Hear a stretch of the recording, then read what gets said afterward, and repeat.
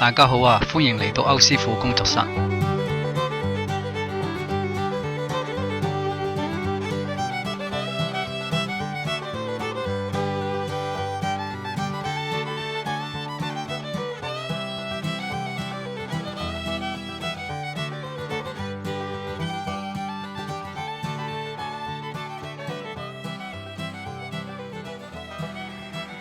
又係整廁所個來水掣，呢個止水掣。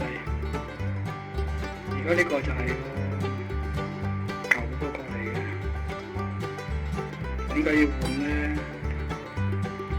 就係佢水滿咗都唔會停，諗住去換塊皮，換塊膠皮，但係揾咗好多間鋪頭都話冇呢隻牌子嘅膠皮，只係冇辦法，只有成個換啦。而家就換咗呢個嚟用嘅比較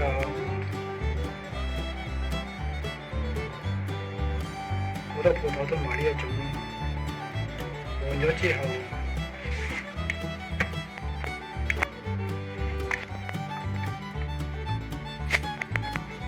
OK，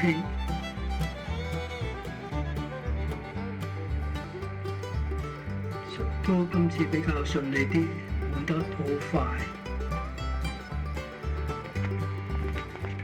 咁啊，試一試個水啦。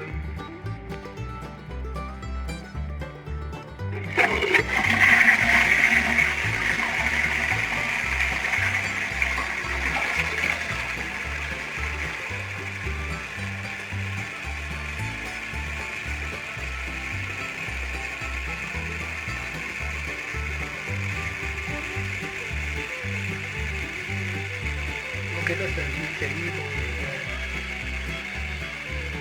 係隔得都3年到啦，